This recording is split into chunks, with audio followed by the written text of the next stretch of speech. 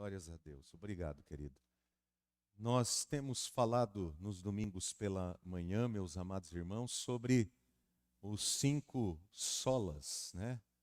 Marcelo vai colocar ali para a gente quais são eles, né? Lembrando de todos eles: somente a Escritura, somente Cristo, somente a graça, somente a fé, somente a Deus glória. Nós já vimos os 2 primeiros, somente a Escritura e somente Cristo, nos 2 últimos domingos. Hoje veremos o terceiro dos solas, o somente a graça. Eu quero convidar você a abrir sua Bíblia em Efésios, no capítulo 2, os versículos 8 e 9. Efésios 2, 8 e 9. É um texto bastante conhecido da palavra do Senhor. Muitos crentes o têm, inclusive, memorizado em suas mentes, né? Efésios 2, 8 e 9. Diz a palavra do Senhor: porque pela graça vocês são salvos, mediante a fé. E isto não vem de vocês, é dom de Deus, não de obras, para que ninguém se glorie. Pai, bendito seja o teu santo nome. Mais uma vez, te agradeço por podermos agora compartilhar a palavra do Senhor. Ajuda-nos, ó Pai, a transmitirmos esta palavra com fidelidade, com conhecimento, ó Deus, bíblico, doutrinário, com facilidade, com clareza e objetividade, para que todos os irmãos que nos ouvem, Senhor meu Deus, e aqueles que ainda não conhecem o Senhor, que porventura vierem a ouvir esta mensagem, sejam alcançados pelo poder do Teu Espírito Santo. Usa-nos, ó Deus, ajuda-nos em nossas limitações. Em nome de Jesus. Amém. Queridos irmãos, a doutrina da salvação pela graça é mais um dos pilares da nossa fé, da fé reformada. E essa é uma doutrina que incomoda demais o ser humano. Isso porque o ser humano ele se sente desconfortável quando ele sabe que alguma coisa não depende dele próprio para ele alcançar. E principalmente no que concerne aqui a salvação, que não depende dele a sua salvação, mas única e exclusivamente de Deus. A salvação não tem a ver com mérito, tem a ver com graça, com graça. E na Idade Média, o abandono dessa doutrina, podemos dizer assim, que alcançou o seu apogeu e coube a reforma protestante o resgate desta doutrina bíblica tão fundamental e tão importante.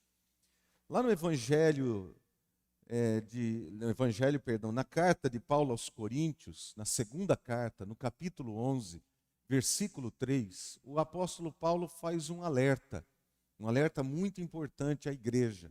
Ele diz assim, 2 Coríntios 11, 3, temo que assim como a serpente, com a sua astúcia, enganou a Eva, assim também a mente de vocês seja corrompida e se afaste da simplicidade e pureza devidas a Cristo.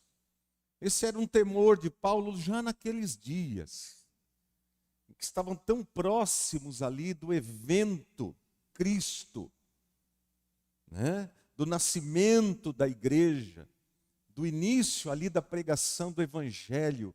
Paulo já demonstrava a sua preocupação com a igreja naquela época. O tempo passou e foi exatamente isso que aconteceu com a igreja.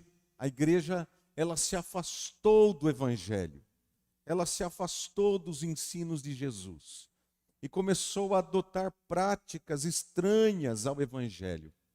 Não eram só práticas e ensinos estranhos, eram a própria deturpação do Evangelho. Chegava a ser a negação do Evangelho de Jesus Cristo. Eu cito aqui algumas dessas práticas e desses ensinos que a igreja adotou. Por exemplo, a missa em favor de mortos, com o propósito de aliviar a pena dos que estavam no purgatório.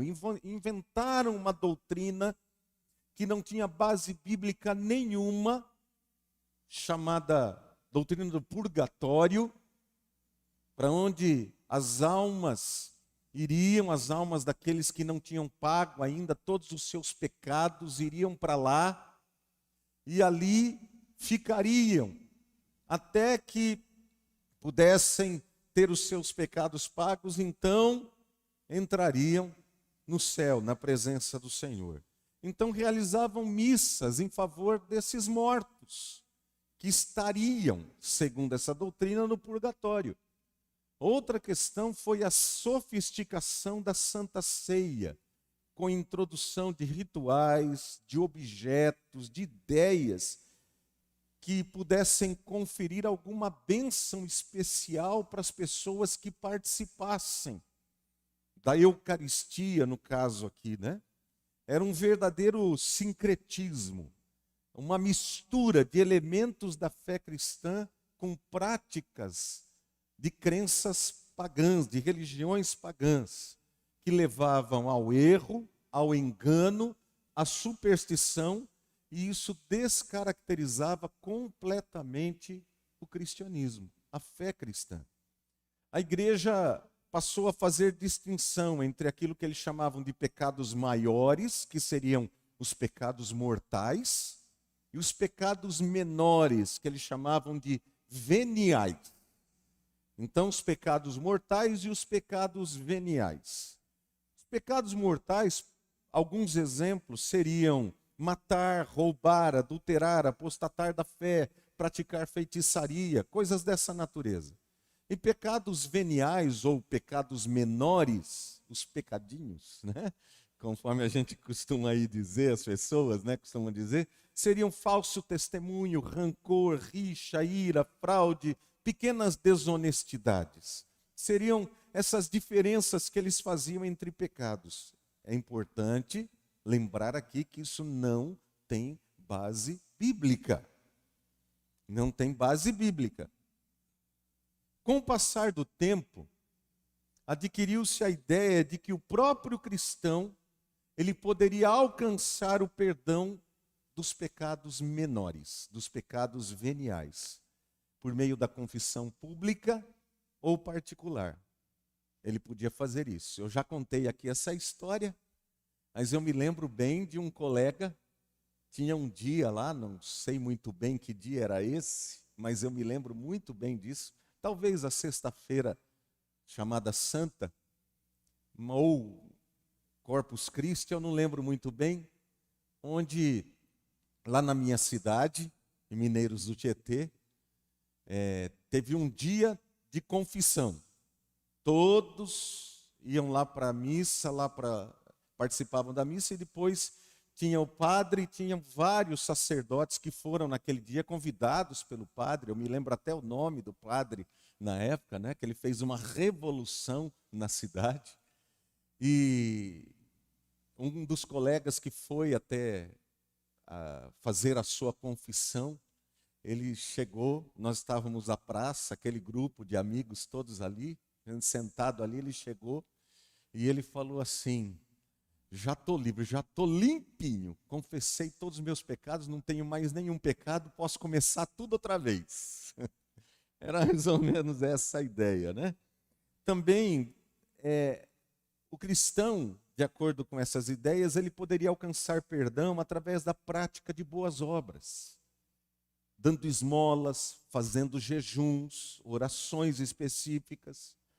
Isso deu origem à doutrina católica da penitência, das penitências, né? E da confissão auricular.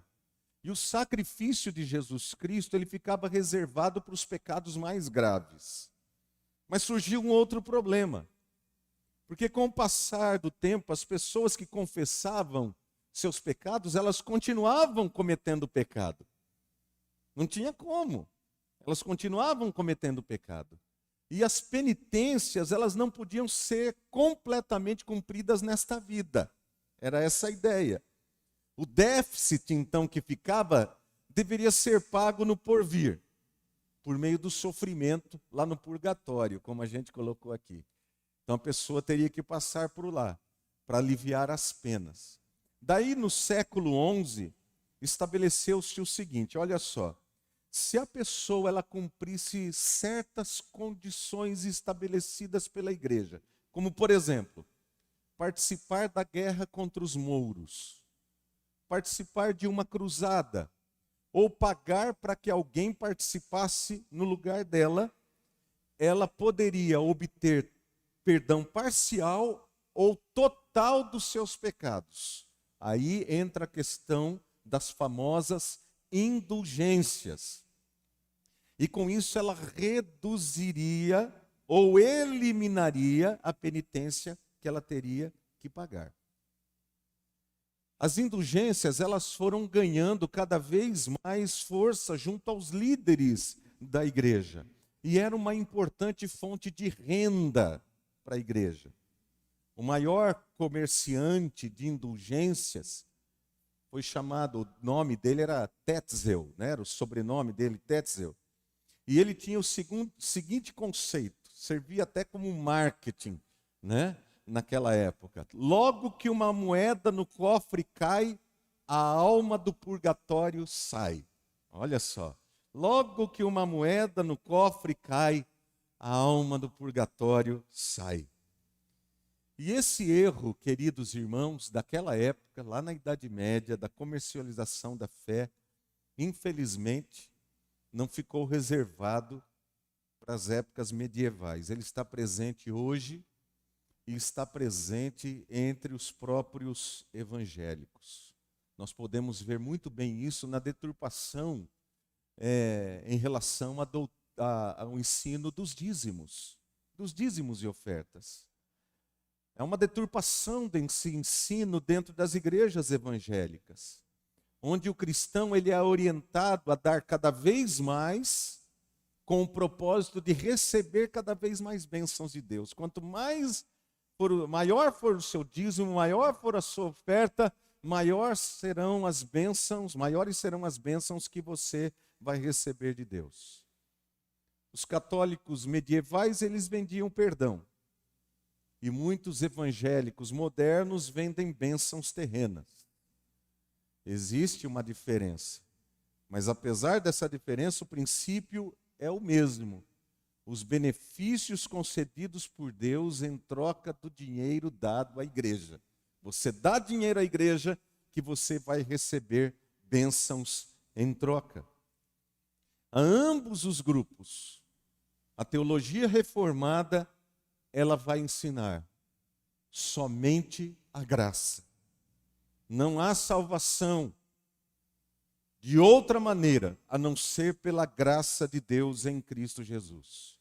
E o que nós aprendemos com essa doutrina maravilhosa?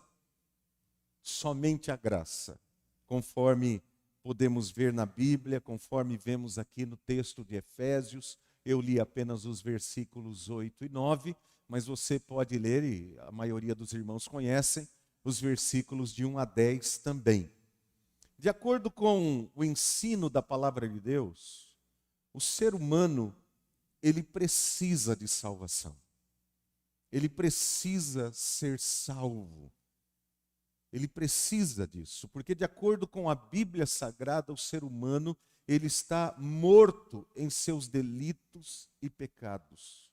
É o que nos ensina a palavra do Senhor. Essa é a sua condição espiritual, aos olhos de Deus. Ele está morto espiritualmente. Ele segue o curso do pecado, ou seja, ele é um escravo do pecado. Ele está escravizado não somente pelo pecado, mas pelo príncipe da potestade do ar, no caso, Satanás. Os seus pensamentos, as inclinações do seu coração, as suas motivações, elas estão contaminadas pelo pecado, estão presas ao pecado. Ele não tem como por si mesmo se libertar desta cadeia, desta prisão, dessas correntes. Está morto espiritualmente, incapaz de fazer ou mesmo de querer qualquer coisa que o conduza à salvação. Então ele precisa de salvação. Ele precisa de um Salvador. Não só da salvação em si, mas ele precisa de um Salvador. Então, diante desta condição, Paulo nos apresenta que o ser humano, ele não pode salvar-se a si mesmo. Como alguém nessa condição pode salvar-se a si mesmo? A própria condição em que o ser humano ele se colocou, quando ele ofereceu a oferta de Satanás, o impede de merecer a salvação. Não há nenhum mérito, mesmo que ele venha fazer coisas boas aos olhos de outros homens que estão debaixo da mesma condição que ele se encontra, aos olhos de Deus, esse Deus que é tão puro de olhos que não pode contemplar o mal, esse Deus que é tão santo que a Bíblia o declara santo, santo, santo. Absoluta santidade, absoluta perfeição. Então, aos olhos de Deus, todas as obras que o ser humano fizer estarão contaminadas pelo mal, pelo pecado que nele habita. Então, ele não pode praticar boas obras segundo aquilo que Deus em sua palavra define como boas obras. Então ele não tem mérito algum pelo que ele faz diante de Deus. Portanto, nenhum ser humano pode salvar-se a si mesmo. Nós não podemos adquirir com os nossos próprios esforços, com as nossas próprias obras, a nossa salvação. Não há possibilidade alguma. Todos os seres humanos vivem na dependência da graça de Deus. Todos nós.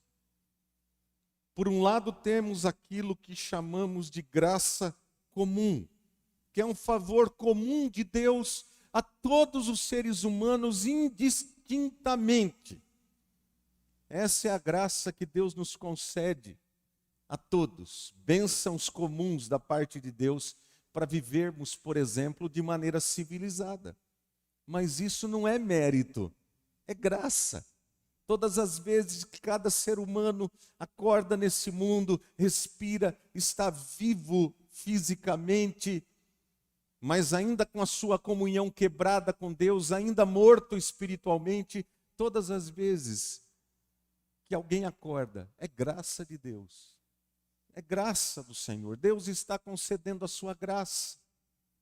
Jesus Cristo nos ensina isso com uma clareza enorme, quando ele mostra que Deus não faz distinção entre maus e bons, entre justos e injustos. Ele abençoa todos indistintamente. É por isso que até pessoas que blasfemam contra o Senhor, que zombam de Deus,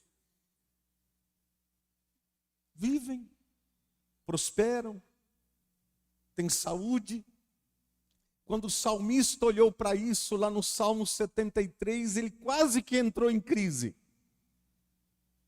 Que ele não entendia a prosperidade dos maus. Como é que pode?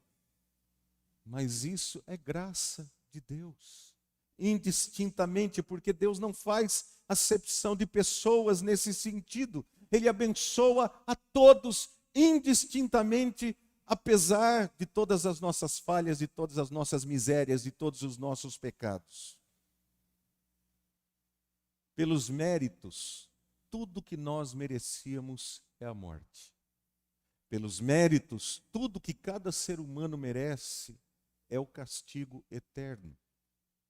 A palavra do Senhor diz em Romanos 3:23 que todos são pecadores. Todos, indistintamente. Também diz em Romanos 6:23 que o salário do pecado, a recompensa natural do pecado é a morte.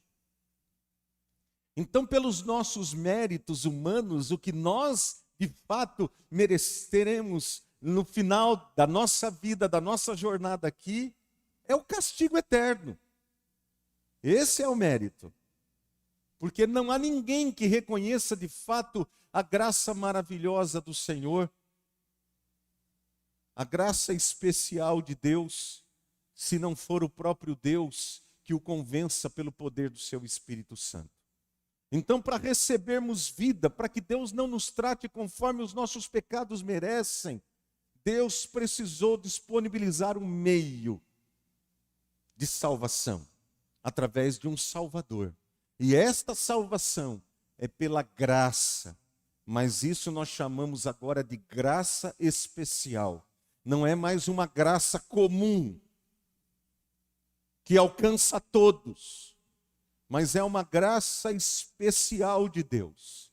E a salvação do Senhor, que não é fundamentada nos méritos humanos, é fundamentada exatamente nesta ação exclusiva, bendita, maravilhosa de Deus através de Jesus Cristo. A Bíblia Sagrada então vai nos ensinar que Deus, pela ação do Espírito Santo, Ele aplica a verdade em relação à obra de Jesus Cristo para a salvação na vida do pecador. Sem essa ação poderosa do Espírito Santo, nós não seríamos capazes de compreender que nós somos pecadores e que nós necessitamos de um Salvador. Este Salvador que Deus providenciou, nosso Senhor Jesus Cristo, e a salvação que Deus nos providenciou através da morte de Jesus Cristo na cruz e da sua ressurreição dos mortos. Isso é o Evangelho. O apóstolo Paulo fala sobre isso em 1 Coríntios, no capítulo 15. Quando ele fala dele ter entregue o Evangelho, o que é o Evangelho? Que Cristo morreu por nós, segundo as Escrituras, e que ele ressuscitou ao terceiro dia, segundo as Escrituras. Esse é o cerne do Evangelho, da mensagem do Evangelho que a igreja precisa proclamar ao mundo. Que Cristo morreu por pecadores e ressuscitou ao terceiro dia para a salvação de pecadores. E é isso que nos salvou. E é o Espírito Santo que nos convence, segundo o ensino de Jesus, do pecado, da justiça e do juízo de Deus. Quando ele vem e age por meio das Escrituras sagradas, porque a fé vem pela pregação. Então, quando ele age por meio do nosso testemunho, pregando o Evangelho de Cristo, anunciando o Evangelho de Cristo às pessoas, esse Evangelho que é tão simples. Perceba isso.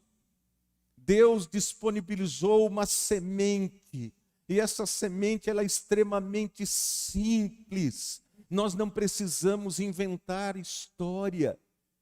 Nós não precisamos, como eu já disse aqui em outros momentos, nós não precisamos dourar a pílula, ou dourar a semente para fazê-la mais poderosa. O poder não está no que, nas coisas que eu conto, nas histórias que eu vou falar, mas o poder está na semente.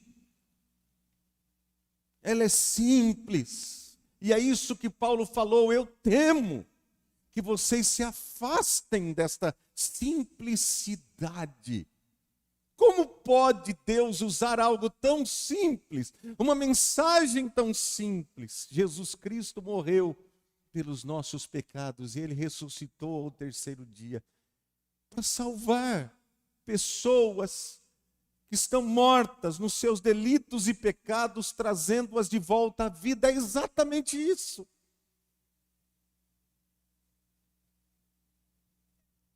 Essa é a beleza do Evangelho. Até uma criança pode pregá-lo. Até uma pessoa que não tem a capacidade de ler que nunca teve essa oportunidade de sentar-se num banco de escola e ler, mas se ela crer nesta verdade, e ela pregar esta verdade, o Espírito Santo de Deus vai usar esta mensagem com poder. Porque o Evangelho é o poder de Deus para a salvação. Não é à toa que o apóstolo Paulo disse: olha, quando eu vim pregando o Evangelho para vocês, eu não vim com sabedoria humana, contando história, e falando disso, e falando aquilo, querendo fazer alguma coisa maravilhosa diante dos olhos de vocês. Eu vou dizer uma coisa: eu decidi nada saber entre vós, a não ser Jesus Cristo e este crucificado. Isso é o Evangelho. É isso que nós pregamos.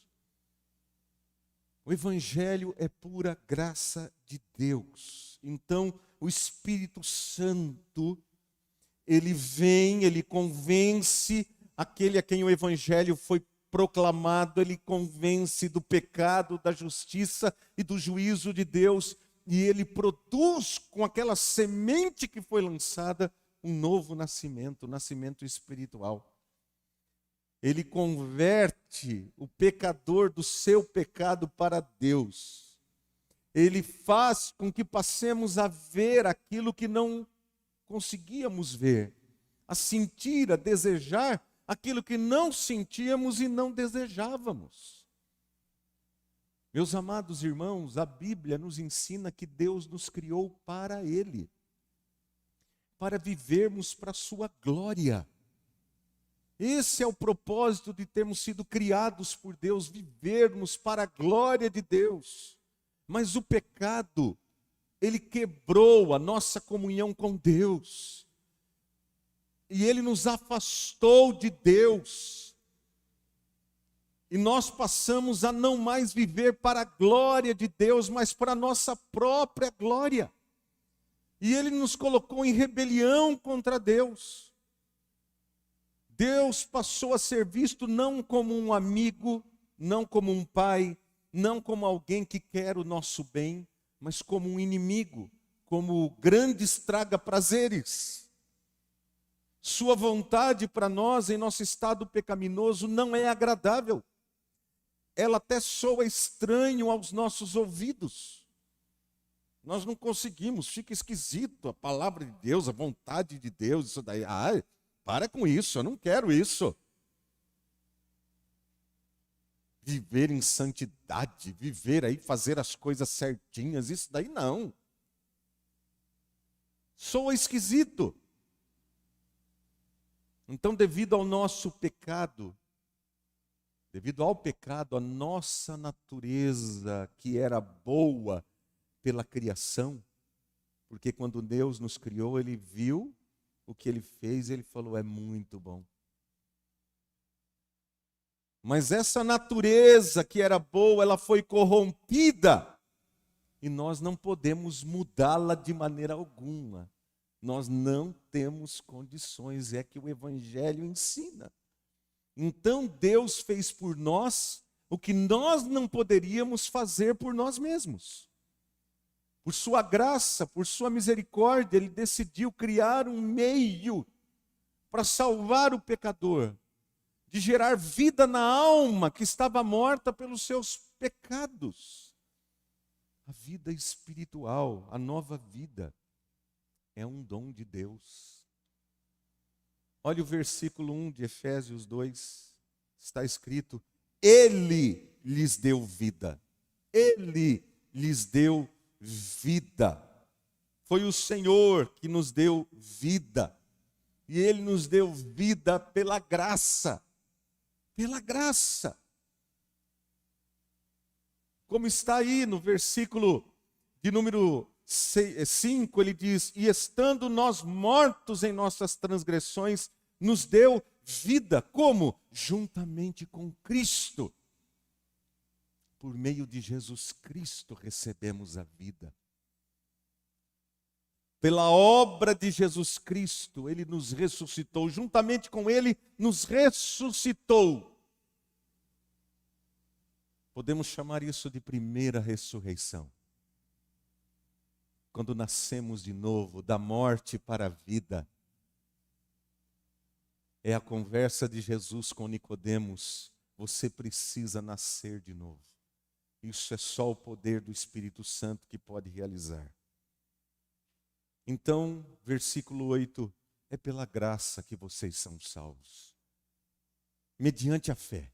E isto não vem de vocês, é dom de Deus. É dom de Deus. A vida é um dom de Deus. A fé para a salvação é um dom de Deus. Como eu disse, Deus fez por nós aquilo que nós não tínhamos condições de fazer. Para Deus, custou o sacrifício do seu filho. Custou tudo para ele. O sacrifício do seu único filho lá na cruz. Para nós, é de graça. Não custou nada. Mas nós precisamos valorizar aquilo que Deus fez por nós em Cristo. E é o que acontece conosco quando nós somos alcançados pela graça de Deus e recebemos uma nova vida. Nós passamos a viver para a glória de Deus, nós passamos a viver conscientes daquilo que Cristo fez por nós. E por causa disso tudo, porque o Espírito Santo de Deus está agindo agora em nossas vidas, nós passamos a viver a nossa vida consagrada ao Senhor, já que Ele deu a sua vida por nós. Nós passamos a viver agora de uma maneira consciente do pecado, e que o pecado entristece o Espírito Santo de Deus, que o pecado quebra a nossa comunhão com Deus. Então o que fazemos? Procuramos viver longe do pecado e buscar uma vida de santificação para a glória de Deus. Essa é a realidade que nós aprendemos, meus amados irmãos. Exatamente. Porque aquilo que não nos custou nada, a salvação pela graça, custou para Deus o sacrifício do seu único filho. O apóstolo Pedro disse lá em 1 Pedro 1,18, que foi pelo precioso sangue de Jesus que fomos resgatados da vida inútil que herdamos do pecado. O apóstolo Paulo disse em 1 Coríntios 6,20, que nós fomos comprados por preço, o preço do sangue de Jesus Cristo. Esse foi o preço pago por Deus lá na cruz para nos resgatar dos nossos pecados. A vida do seu filho, o sangue do seu filho. Então a salvação custou caro. A salvação de cada pecador custou caríssimo para Deus. Então ela não pode ser banalizada. Nós não podemos, conscientes do que Deus fez, viver de qualquer jeito. Não podemos mais viver de qualquer jeito. Temos que levar a sério tudo aquilo que possa entristecer o Espírito Santo de Deus, possa ofender a santidade de Deus. Precisamos levar isso a sério. Amados irmãos, Deus não nos deve nada, nada. E nós precisamos estar conscientes disso, que tudo que Ele fez não foi por uma dívida, foi por sua imensa e preciosa graça. Nada de méritos humanos, somente a graça de Deus. Por isso, que quando vemos os 5 solas, ele termina exatamente, ainda nós não vamos chegar lá, estamos no 3º, tem o 4º ainda. Ele termina aqui com somente a Deus glória. Porque só Ele merece toda a honra, glória e louvor. E hoje nós estamos aqui com esse propósito de glorificar e exaltar a Deus pelo que Ele fez por nós através de Jesus Cristo, o nosso Senhor e Salvador. Que nós possamos, meus amados, crer nesta verdade e proclamá-la com fé, crendo no poder do Espírito Santo de Deus, para tomar uma semente tão simples como essa e torná-la tão poderosa a ponto de salvar vidas como salvou a nossa própria vida. Vamos ficar em pé?